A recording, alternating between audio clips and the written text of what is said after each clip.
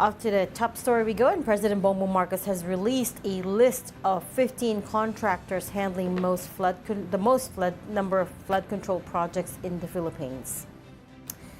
Marcos said these contractors received nearly 100 billion pesos, or 20% of the government's over 545 billion peso infrastructure fund for flood control from July 2022 to May 2025.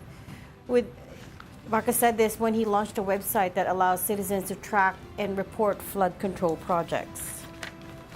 We have to clean our ranks. This is it might be a little painful. Baka masangkot dyan yung mga tao na malapit sa atin. Ngunit kahit malapit sila sa atin, mas malapit naman siguro sa puso natin yung taong bayan. Kaya sila ang unahin natin. Ang lalapitan na ngayon ninyo, ako mismo. Dahil akong titingin dito araw-araw sa website natin at babasahin ko ang mga report na ibibigay ng taong bayan.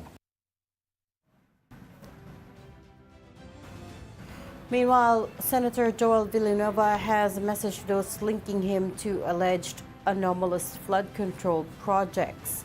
Bulacan, which is Villanueva's bailiwick, emerged as the province with the most flood control projects in the Marcos's list. Villanueva said, or rather denied, that senators are involved in these contracts. Kailangan ang apology. 3 taon ko na po ito binibring up, if you would recall, in the hearing of Senator Bong Revilla 2023, 2024, at hanggang ngayon po, binibring up natin. Tapos nababaligtad pa po tayo na ito daw ay napunta sa Bulacan, at pag napunta na sa Bulacan, may kalokohan na, at pag may kalokohan na, si Joel Villanueva. I can only speak for this house, not the other house, and as far as I'm concerned, as the majority leader of the Senate, I don't see any senators involved in any of these 15 construction firms. Meantime, Pasig City Mayor Vico Soto also called out his rival Sara Diskaya, whom he ran against in the 2025 midterms, for the inclusion of her family's companies in the president's list. The companies named that were allegedly linked to them were Alpha and Omega General Contractor and Development Corporation, as well as St. Timothy Construction Corporation. Soto accused these firms of involvement in what he called the 6 stages of corruption in flood control projects, including the alleged sketchy bidding, substandard work, hidden fees, tax evasion, and using stolen funds to gain political influence.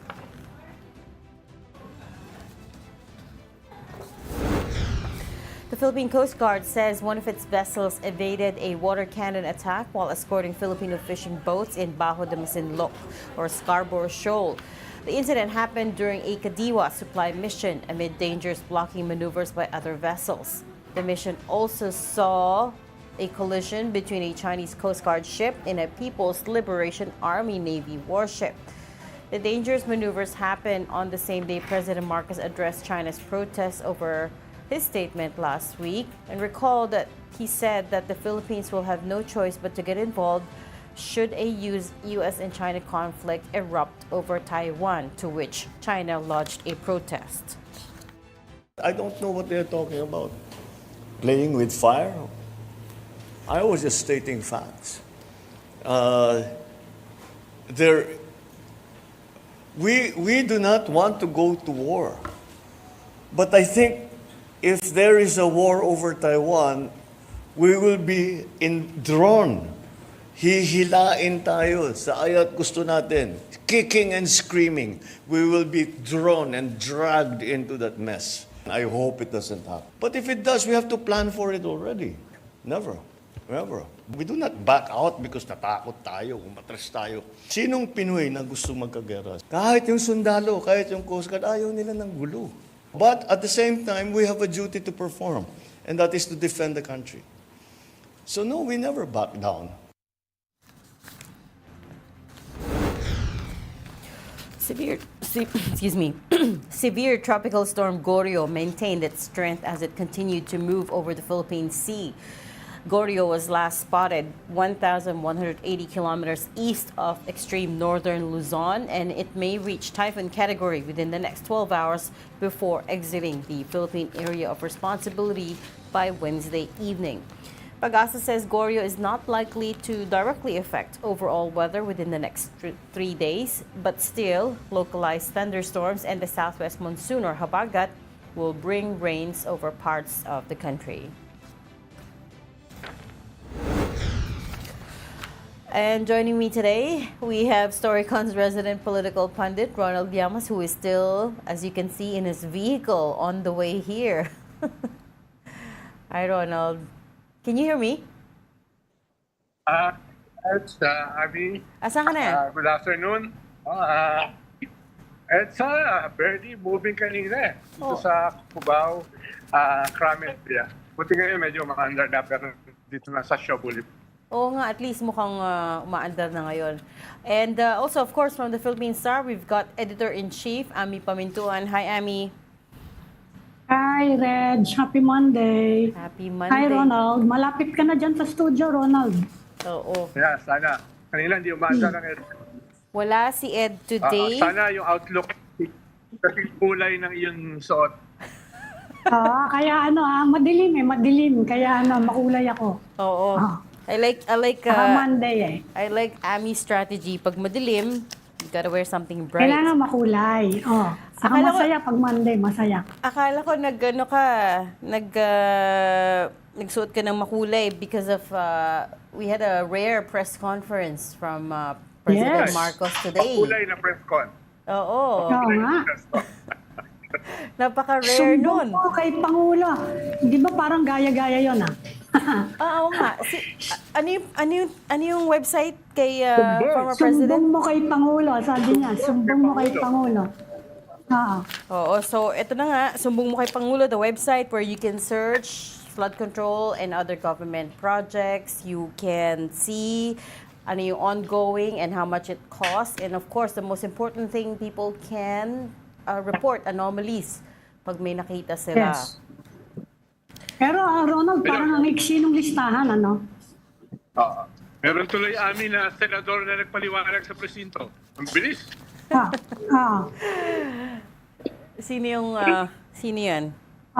Maganda yung ano niya, mahiya naman kayo. Okay, maganda naman eh. Ang iniintay natin actually, hindi lang yung mga contractor, kundi yung mga politicians. Politiko. Yes, Politiko. politicians. Dahil yun na nga, yung sinabi ni Ping Lacson naman, over the weekend naman, mas matindi mas matindi actually yung sinabi ni Ping Lacson eh. Oo. Pinangalanan na nga. Pati yung kanyang kapwa senador, nakasama sa minority, tinamaan. Bato-bato sa langit, Oo. I mean, depende na lang who feels alluded to, right? Sabi niya, wala naman senators involved. But anyways, let me recap it for our viewers, so for the ones who did not tune into the press conference. So, amongst the big takeaways ni President Marcos, we're looking at the website pala right now. Ito yung sumbong mo sa Pangulo website that was launched. Anyways, amongst the biggest takeaways were Marcos said there were 350 billion pesos in flood control project spending that were initiated since July 2022, equivalent to about 6,021 projects out of 9,855. So 6,021 out of 9,855 projects that lacked details, that did not specify anong infrastructure or ang ginagawa dito. So parang there are questions there of what are these projects exactly? He said these lack details. And he said, he pointed to some examples wherein one barangay received the exact same amount of flood control projects as the other barangay. Sabi niya, it's impossible that one barangay, even if they are next to each other, have the exact same flood control project to the exact same amount with the exact same contractor. Meron din the figure that I mentioned earlier in the headlines, 100 billion pesos of the 545 billion budget from July 2022 were handled by only 15 contractors. He called this disturbing. We can bring up the list of 15 contractors. I'll just read them out quickly. Number one is Legacy Construction. Then you've got Alpha and Omega, St. Timothy, QM Builders, EGB Construction, Top Notch Catalyst Builders, Centerways Construction and Development, SunWest, High Tone Construction, 888 Construction and Supply, Royal Crown Monarch Construction, Wow Builders, MG Samidan Construction. Number 14 is LR Tiki Builders.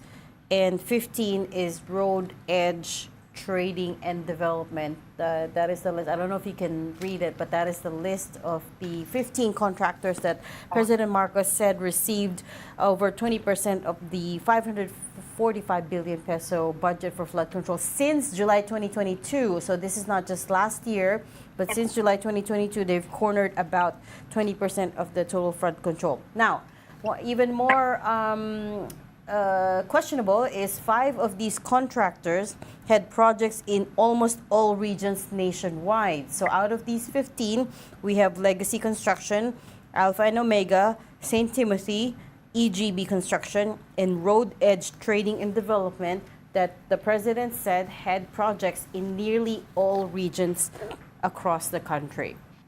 Pero Reg, kung malaki yung kumpanya mo, sasabihin ng mga yan, ano ngayon kung marami kaming kontrata? Yeah. Diba? I mean, and saka, the President emphasized na he is not accusing anyone. Yet. Correct. So sabi of niya, wrongdoing. correct. So sabi niya, no accusations yet, but they said these are the projects that need to be looked into at this point. Now, shortly after the President's press conference, we have Pasig City Mayor Vico Soto singling out his rival, Sara Discaya's family.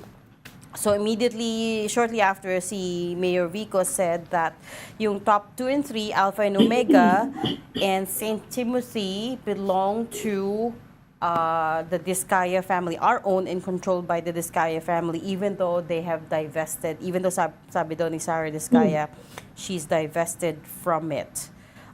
He says, later on in the post, he also says that it's not just these 2 companies that are controlled by the Discayas, there are other ones that use different names. So for instance, may Elite, I think it was Elite, yes.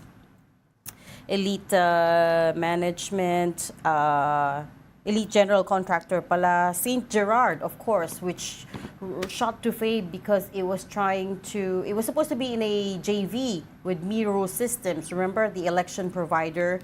Tapos na disqualify, well, not na disqualify, but they backed out of that JV eventually. And then may iba pang names that Vico Soto revealed, saying that these are all owned by his rivals. Actually, yung sinasabi ni Baguio Mayor Benji Magalong, di ba? Na yung mga politiko ngayon hindi na tinatago yung nila, yung link with contractors.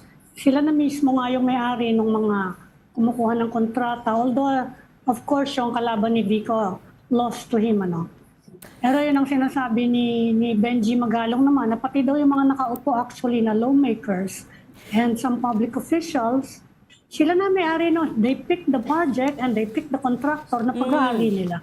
Correct. So, number 8, I think, number 8 on the list, you have SunWest, which has long been linked to Congressman Zaldi Co.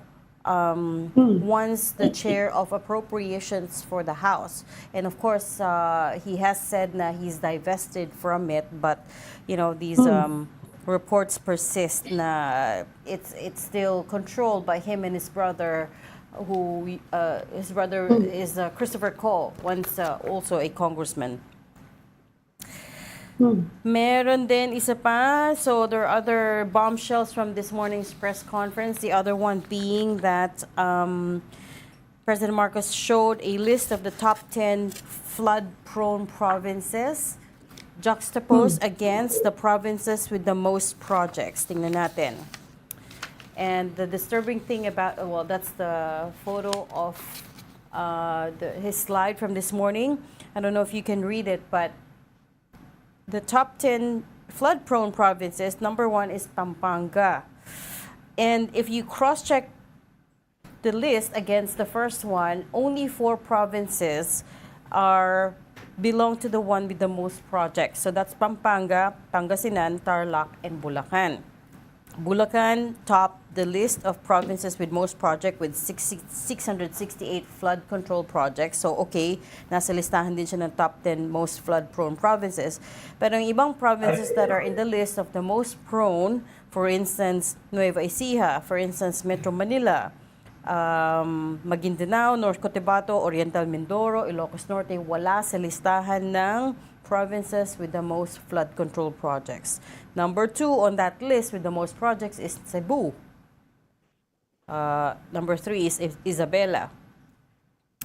4 is Pangasinan, 5 is Pampanga, then Albay, then Leyte, then Tarlac, then Camarines Sur, then Ilocos Norte.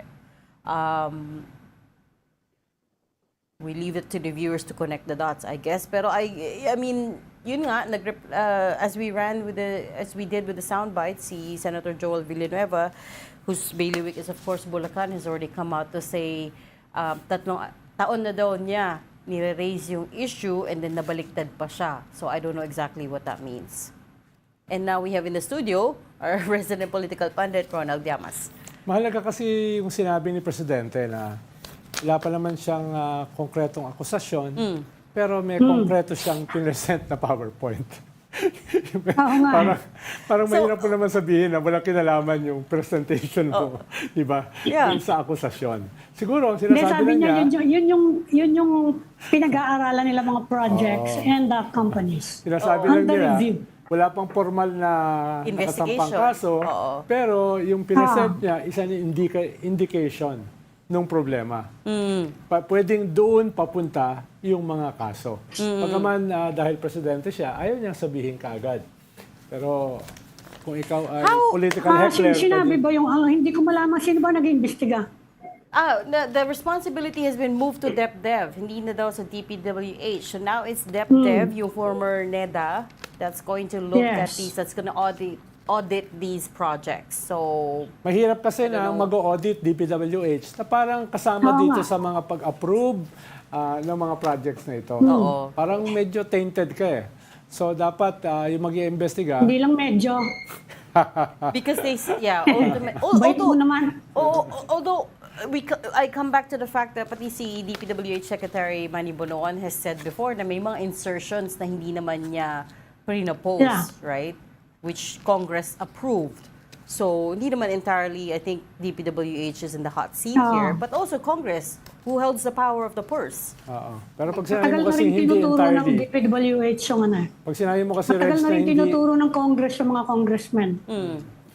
ay lang, Ay, pag sinabi mo kasi na DPWH hindi pala. entirely, pwedeng partially. Partially lang. Partially Partially involved. responsible. Pero nakakatawa rin kasi yung sinasabi ni Senator Villanueva, wala akong kinalaman dyan. No? So, ang may kinalaman dyan, yung governor. Sabi naman ng governor, wala akong kinalaman dyan. No? So, sino may kinalaman? Yung mga congressman. Sasabihin ng congressman, wala akong kinalaman dyan. So, lalabas, wala palang may kinalaman. Kaya Baka nga, tayo meron. tayo. Baka tayo. Baka media. Baka tayo. So when you're exacting But remember, si Joel Villanueva, he was one of 2 na, di ba, na-report na got the lion's share of flood control appropriations. Yes. Sa national budget. Yung 142 Diba? billion daw na lumabas na insertions daw ni Senate President Chis Escudero. So, Kaya titignan natin yun. Ewan ko, na-explain ba yun? Yun ang hindi ko matandaan. May explanation ba siya ron? Si Joel Villanueva.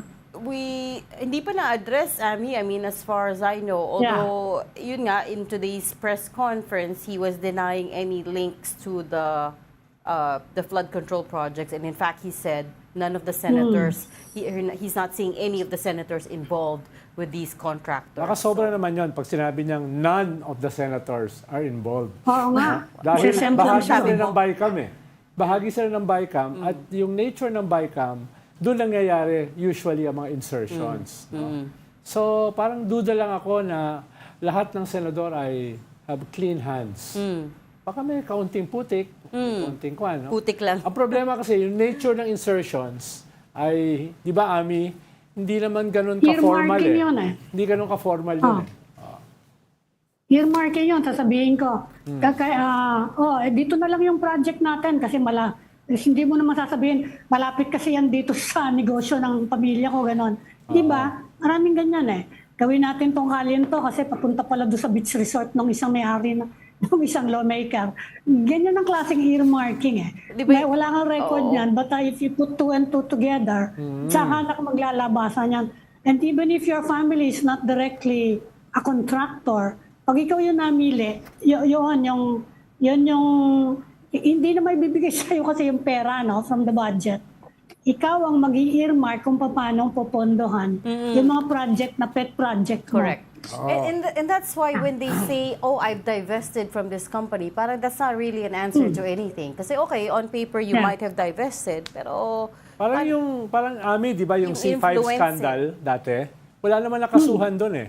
Pero alam mo, kung sino ang concerned doon. Sa Dahil C5. alam mo kung saan papunta yung kalsada. Kung kaninong property, diba? Yun lang ang malilink mo. Diba? Parang itong mga prime water, alam mo na nangyari yan under the leadership ng isang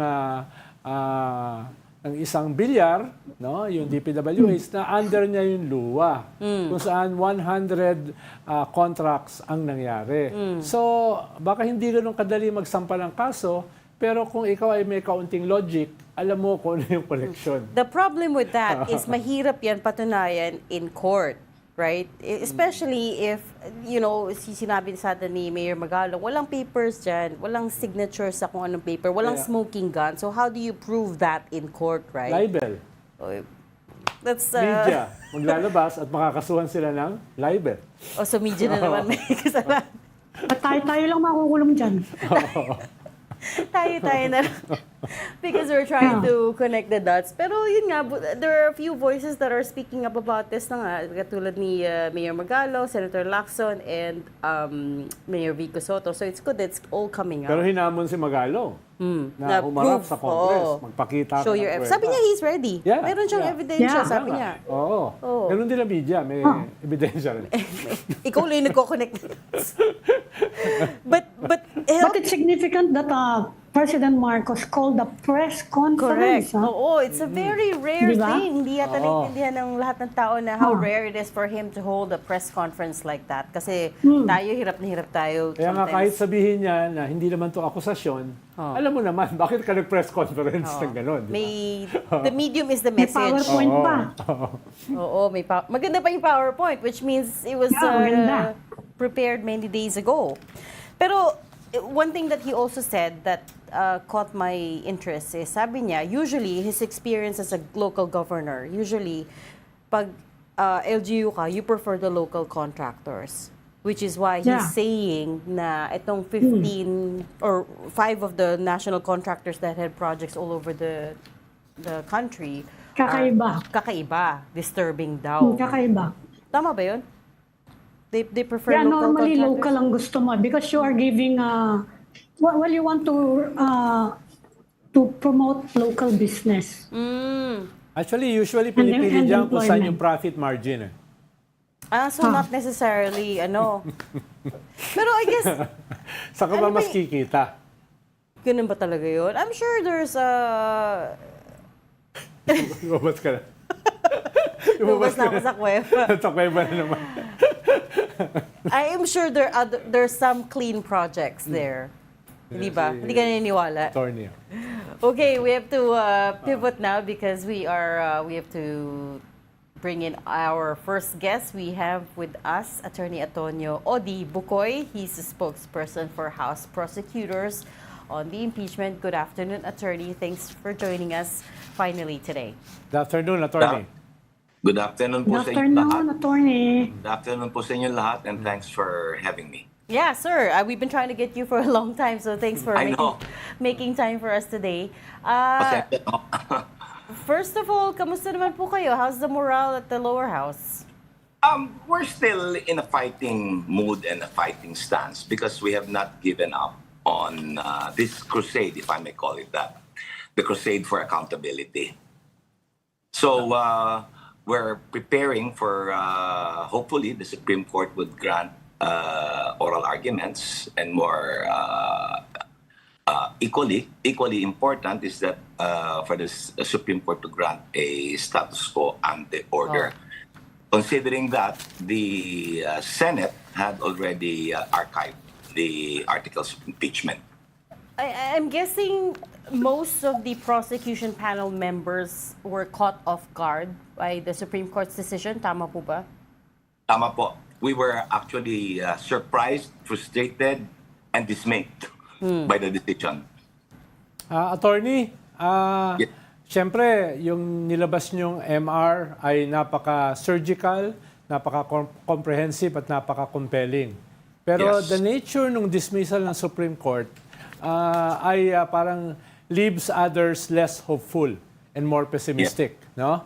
Pero kung Opo. sakali na sabihin ng Supreme Court na hindi nila nire-recognize yung MR in spite na very compelling ito, ay anong mangyayari halimbawa sa prosecution? I-disband na yan? Halimbawa, kayo, you are the spokesperson of the prosecution. Mag-retire Yes. na ba kayo as spokesperson? Depende ho kung ano yung kasunod na magiging hakbang ng prosecution panel. Pero to be practical about it, wala na humaging papel ang prosecution panel unless or until the articles of impeachment are refiled upon the expiration of the one-year bar period. Di ba ang hirap, attorney, na para dun sa susunod na impeachment dahil ang dami idinagdag ng Supreme Court na requirements dun sa Article 11 at mismo sa rules nyo. So, Correct. yes, it is still possible to file, pero it's less probable dahil nga dun sa ginawa nilang, can I call it judicial legislation no? ng Yes. Supreme Court? Calling a spade, yes. It's judicial legislation. It's not just an overreach. The Constitution was amended. It was rewritten. It was mangled. Attorney, kung sakasakali mag-reverse ang Supreme Court kasi hindi naman, anything is possible, no? Kung sakasakali man yan, sa tingin nyo, may pag-asa ba sa Senate? Kasi ang takbo ng thinking, if we are going to go by the statements of the senators, talagang wala silang interest na mag-trial eh. At ang sinasabi nila, ang main argument nila actually is that it's not about accountability, it's more daw of a political move. Let's call a spade a spade. It's a political move by your speaker, the Speaker of the House, against Vice President Sara Duterte dahil gusto daw niyang i-eliminate as a rival for 2028. Ano po yung tingin niyo sa ganong sentimiento? And does the prosecution feel burdened by this? Number one, yes, we feel burdened by this. Pero let me be clear that the articles of impeachment was not a machination of the Speaker of the House. It is a legitimate, verified complaint by no less than 215 members of Congress, which is way past the threshold of 1/3, which is 102 more or less. Second, if the Supreme Court reverses itself and allows trial, there's another hurdle for us to contend with. What would this be? This is the archiving. Had they just deferred, had they just deferred on the motion that was sponsored by Senator Marcoleta, should the Supreme Court uphold or grant relief to the motion for reconsideration, all that the Senate has to do is to reconvene as an impeachment court, and the articles will be there. But with the current state, it's in archive. It will take another two the decision Yeah. imposed two more layers. There should now be a motion to revive the articles of impeachment, and they have to vote on that motion. Yes. And they now need again a majority vote. What does Yes. this say? What does this say? Instead of being a political action, political because this relates primarily to the injury done by a public official to society itself. It is to make the public official who has gone beyond the bounds of ethical and legal conduct be accountable. Ngayon, no, should the voting not garner the majority to revive the articles of impeachment, then there's another issue. Does that mean we have to go back again to the Supreme Court to order them Yes. to follow? So all these legal maneuverings, which was never a consideration in the Constitution, which plainly laid down the process of impeachment, made it as simple as possible, they've become so complicated now, in such a way that the reality is you can no longer, or it would be doubly difficult to impeach an accountable officer. Dadaan ka ho sa butas ng proverbial, butas ng karayom. Wala nang mai-impeach kasi dahil naging weaponize yung legal process instead of the political process of the impeachment proceedings. Every step of the way they will challenge it. Hindi na naman the impeachment process can hardly ever move forward, and they've seen that. We have seen that happen in the current proceedings. Every step of the way, they managed to subvert it. The Senate has managed to subvert and to defeat the people's right to accountability. Attorney, very clear naman yung sinabi ng minority eh. Pwede ba nating i-defer yung voting? Correct. Until makapag-desisyon yung Supreme Court dun sa mga MR na nakafile. Very clear yun eh, di ba? Tama po. Ang sabi naman nila, together with the Senate President, hindi, magbotohan na tayo to dismiss. Until tumayo si Senator Ping Lacson, ano i-dismiss natin? Eh, hindi pa naman tayo nagko-convene as the 20th Congress Impeachment Court, no? So, Yes. na-technical sila ron. Pero ang original plan nila is really to dismiss against the proposal of the minority to defer voting until the MR has been answered by the Supreme Court, di ba? Kaya talagang i-dismiss dapat nila. Ang problema, dahil nga mas marami sila na archive nila, which is another way of burying the impeachment, kulang lang yung lapida. Wala lang lapida na nakasulat kung sino yung inilibing, no? Kaya sabi nyo nga, 2-3 stages mas mahirap itong ginawa nila. You hit it on the nail. Yeah. You're right in your observation that they did not reconvene as an impeachment court when they voted on the archiving. It is the impeachment court that can archive this, not the Senate as a legislative body. Tama ho kayo doon. And you're right. They added a third layer. So I stand corrected. Not just 2 layers, but a third layer. Kasi that will pose another issue that might be again elevated in the Supreme Court. You said until the articles of impeachment are filed again in February. So should we take it to mean that the House will be filing the impeachment complaint once the time is up? Yes. We are for accountability, so we will not let go. We have to make an erring official, the second highest official of the land, to be accountable for her malfeasances. Importante po yan. Otherwise, this will set a very bad precedent for accountability. Na imamaneuver mo lang, mamaniobrahin mo lang, i-delay mo lang, magsasawa ang tao, magsasawa yung prosecution, lusot ka na. Hindi ho yun yung intensyon ng saligang batas eh. Hindi ho yun yung, it doesn't serve the purpose of accountability. So attorney, Pero that considering means na ano, so you have the same senator sitting there and yun na nga, uulitin ko yung sinasabi nila, political move lang naman daw yan to eliminate the vice president as a presidential contender. Anong tingin nyo ng chances nung I mean that's a 1994 vote, no? Dagdag na natin si Senator Lacson kung sakasakala, 1905.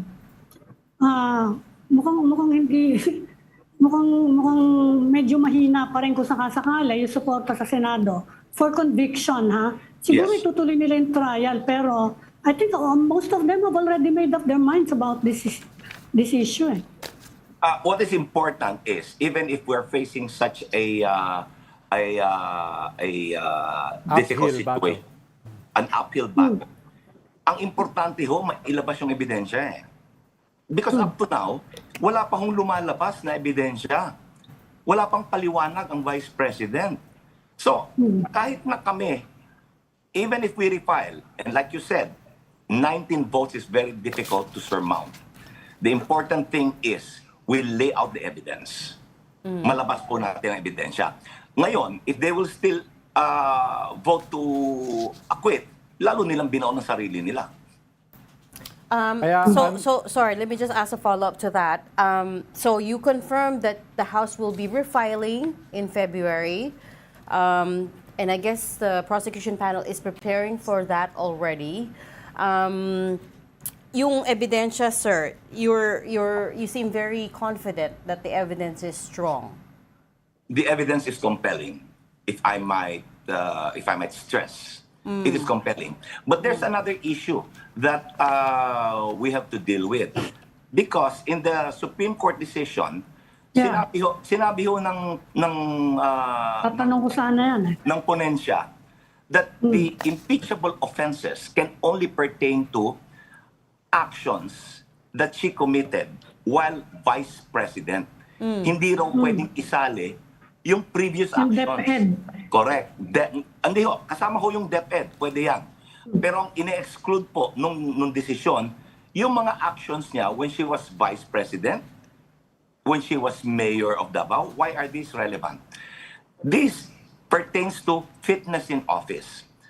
Fitness in office or character of the impeached officer doesn't happen overnight. It builds up. It shows a pattern. It shows a tendency. Why did I raise this? Diyan ho relevant yung 2 billion na deposit joint account ng ex-President Duterte and ni Vice President Sara Duterte. Nagsimula ito when she was Vice Mayor pa lang. We're talking of 2 billion pesos of transactions that went through that joint bank account. Importante rin ito because nung mayor siya, she continued the extrajudicial killings in Davao. So what I'm saying is, ang character, ang fitness, it's not established overnight lang. It takes years to show the pattern of fitness and how it culminated in her current actions as Vice President. So yun ho, isa pang problema. And we also took that up in our motion for reconsideration. Yung exclusion of previous actions when she was not yet Vice President nor Secretary of the Department of Education. And Yun attorney, yung problema dito sa desisyon ng Supreme Court. Ang kanilang paliwanag sa kanilang press release ay hindi nila ina-acquit ang Vice President. Ang basehan lang daw nila ay procedures. Procedural yung kanilang nire-raise. Pero pag binasa mo yung 97 pages na desisyon, parang hindi lang procedures yung kanilang nire-raise. Para rin nilang ina-acquit yung presidente dahil pumasok sila dun sa mga binabanggit nyo na substantial issues. Kaya parang may contradiction dun sa ponensya na pinagbatayan ng dismissal. You know, like ang glaring example niyan, yung binanggit ko yung past actions hindi pwedeng gamitin as impeachable offenses. Tama ka, Mr. Llamas, na they touched on the substance of the articles of impeachment, not just procedure.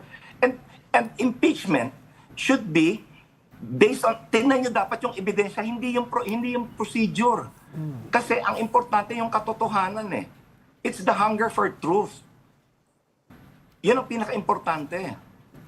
And this should not change the right of the people for access to the truth. Does the House already have, you said the evidence was compelling, attorney, so do I take it to mean that the House also has evidence regarding this 2 billion peso joint account, tsaka yung evidence that mayor, when she was mayor, that she continued the EJ case? Yes, ma'am. We would not have, the articles of impeachment would not have been endorsed to the Senate had there not been solid evidence, compelling evidence to support and to prove each and every article. Paano nakuha, sir, Attorney. yung account information? Did you go through AMLA? AMLAC pala, sorry. I will not delve into the details po. Okay. Para may konti naman tayong suspense. I don't like And suspense. yan yung binabanggit ni dati former Senator Trillanes. Trillanes. But Yes. anyway, yung part nung Supreme Court decision, attorney, about the complaint that is deemed initiated, may nakikita ba kayong problema doon kung sakasakaling balak nyong mag-file ng panibago, mag-refile? Kasi baka maunahan kayo, di ba? Medyo maano na yung deemed initiated na yan eh, in description. Are you seeing that problem? Kasi baka merong mag-endorse doon sa House, you know? Well, that's one of the scenarios that's possible. Kasi ang nangyari, under the decision of the Supreme Court, ang sinasabi nila, it is not the substance, it's the first to file. No matter Yes. how whimsical the first Oo nga the first complaint filed, no matter how whimsical, no matter how capricious, no matter how weak, as Yes. long as it will stall, it will trigger the initiation The 1 of- year. It kills everything. So that's a situation that we are prepared for. We're preparing for, rather. So alas 12 ng gabi, 12:01 ng February 6. Ay, Magka-camp out na ho doon. Grabe. Yun ang malinong desisyon eh. Dahil baka sinabi, maunahan eh. yan ang malinong desisyon na tinake up namin sa MR na hindi ito priority in filing eh. The Yan na. House, hindi ho ba? The House has the discretion to file as many impeachment complaints Yes. and refer it to the Committee on Justice. It filed under the first mode. Okay, it filed under the first mode. Anyway, the Committee on Justice will conduct hearings and then they will make a report. And Yes. they will submit this to plenary. Yun ho yung pagbobotohan. Okay? Ang naging malaking problema ngayon, even if you file through the second Kahit mode, alin lang. second mode na shortcut. Sinabi ng konstitusyon, shortcut ito. You get 1/3. Yan na yung articles. Diretso na sa Senado. Ngayon ho, under the present guidelines na sinabi sa desisyon, any future complaint that you will file on February 6, 2026 should strictly adhere to these guidelines. Yeah. So, mas mahirap ngayon mag-initiate ng impeachment under the second mode na dapat straightforward. Kasi ho, yung sa first mode, ang magdi-deliberate lang dun sa committee level. Ito ho, Yes. ang magdi-deliberate yung plenaryo. And then plus the 7 requisites na binigay nila na ang hirap po i-comply. Imagine, second mode na, may plenary deliberation pa, and then bibigyan mo na ng kopya ang lahat ng mga congressman, bibigyan mo ng kopya ang impeached official, you conduct a hearing, and she should be present. She must Kayo be na nga present. nag-trial, ano? Yeah, the trial is not in the, Kayo na yung in the nag-trial. House. It's in the Senate. Well, Attorney, kahit nabanggit nyo na napakahirap ng susunod na impeachment, kahit nabanggit ni Ami na napakahirap magkaroon ng impeachment court with the present composition ng Senado, it will be uphill. Ako, Attorney, naniniwala pa rin that there's such a thing as karma.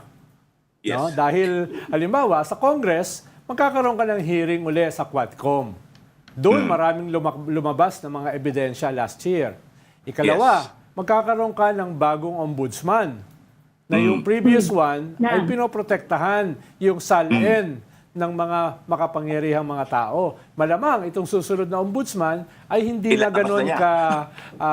ka-protective dun sa mga Oo. taong nasa kapangyarihan. At using the salin as an excuse, pwede niyang pabuksan yung bank account ng Vice Correct. President. No? Yes. Pwede niyang within his mandate para gawin yon. At ikatlo, yung mga taong katulad ni Reg at saka ni Ami ay pwedeng dumulog sa isang higher court, the Court of Public Opinion. Yes. Kasama ng mga Higher court ba yun? mamamayan, higher court yun. Natawa ko. Without any prejudice dun sa pwedeng i-file ng Kongreso next year, ay pwedeng yung mga mamamayan ay pumunta sa kalsada at magkaroon ng sarili nilang People's Impeachment, People's Yes. Tribunal. Na itong lalabas na ebidensya ng Quadcom, lalabas na ebidensya sa ICC, lalabas na ebidensya sa Ombudsman, ay pwedeng doon nila ilatag sa mga mamamayan. No? Mas Yeah. political ang layunin nun. Kaya Yes. going into 2028, pwedeng yung iba dito makarma. Well, Tama ho. Kasi ito kahit na mahirap, kung hindi ito marerebisa ng Supreme Court, kahit na mahirap, tutuhugin pa rin namin to. We cannot give up on accountability. Dahil ang buong bayan ho ang maghihirap dito eh. Yung mga anak natin, yung mga apo natin, wala sila ngayon sa kanilang, wala silang paninindigan ngayon. Simply because wala pa sila or nandito man sila, they're too young. Ngayon, tayo po ang sisingilin yan eh. Later on, if we did not pursue this, if we do not enforce this, kailangan panagutin. Ang nagnakaw, panagutin. Yun ang mahalaga.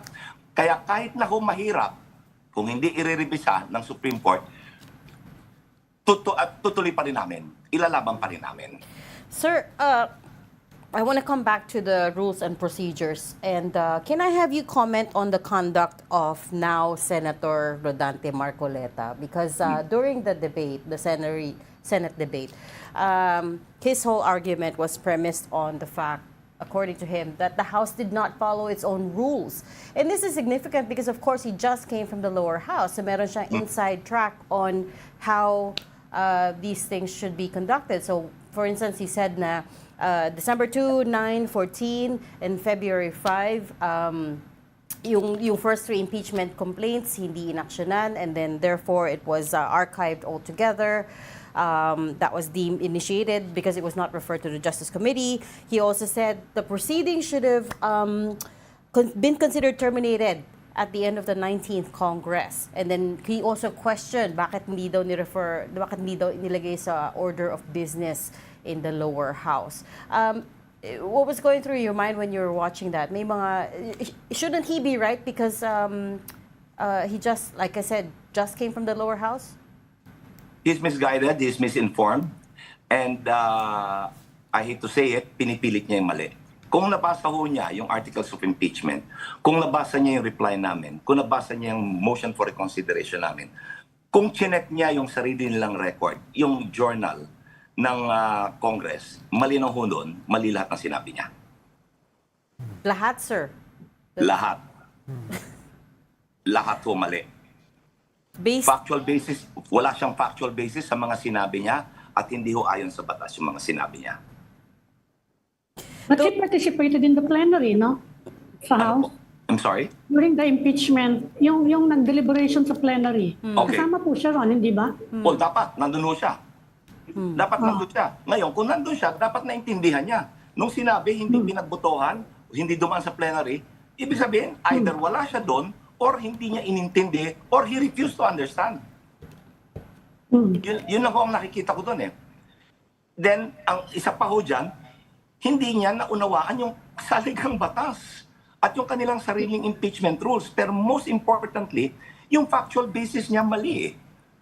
It is not in conformity with the records of the House. Mali po. Actually, attorney, during the Senate voting noong August 6, ay may 3 non-lawyers ang na-lecturean siya tungkol dun mismo sa rules ng Senate. August 8 Yes. yung voting. August 6. August 6 nag-caucus. August 8 yung voting. And then August 6, May August nag-voting. 6. Yung voting. August 6 ba? 6 voting. ako'y Ano, naalala ako'y ko dahil yun na-confuse. yung bombing ng Nagasaki eh. Atomic That's bomb. right. Oo nga pala, sorry. Well, nung sabi sa kanya ni Ping Lacson, parang hilaw yung pag-unawa ni Senator Marcoleta mismo sa rules ng Senate. Ganon Yes, din yes. si Senator Ping and Senator Soto at saka si Senator Hontiveros. All of these three are non-lawyers, ha? Pero Yes. nauunawaan nila yung rules ng Senado. Nauunawaan nila yung Article 11 ng ating konstitusyon, no? Correct. Medyo mas madaldal lang nga si Senator Marcoleta as you experience naman sa House, no? Pero hindi naman to paramihan ng daldal eh. Parang Storycon lang yan eh. Maliho yung kanya. Senate, understandable naman at least yung ano. I'm sorry. Hindi, kung sa Senate, understandable kasi bago siya ron. Pero importante kung yung sa House, if he misread your rules, ayun, medyo significant yun, ano? Yes. Kasi kung miyembro siya ng Kamara, dapat nalaman niya kung ano yung actual na nangyari eh. Like yung hindi ni-refer yung tatlo na article na complaints sa Committee on Justice. Ang importante ang tinitigyan niya na timeline, yung 10 session day rule referral. Yes. Inclusion rather in the order of business. Kasi it doesn't go directly to the Committee on Justice. It goes first to plenary, including it in the order of business within the 10 session day period. Pasok ko yan doon, pati yung ika-4. So there was no violation of the 10 session day rule. Nung binasa doon sa agenda, unang tinukuyo yung tatlong complaint, no? Na final ng akbayan, ng makabayan at ng civil society, ng clergy. And then sinabi yung ika-4. Ngayon, yung ika-4, meron ng 1/3, more than 1/3. So yun na, ayon sa Constitution, ang articles of impeachment, and this should now be transmitted to the Senate for trial, forthwith. So there was no longer any need for the 3 prior complaints to be referred to the Committee on Justice because superseded by the 4th na articles of impeachment na. And then, inaprubo ng plenaryo yon, yung motion ni Congressman Dalipe na i-transmit to the Senate yung articles, yung fourth impeachment complaint.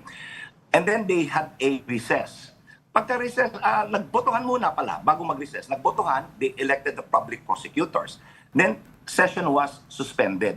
Shortly thereafter, nung mag-resume yung session, nagkaroon uli ng motion. Si Congressman Dalipe, sinabi na, in as much as the 4th impeachment complaint had already been acted by plenary and had been ordered to be transmitted to the Senate, ano pang gagawin mo sa tatlo?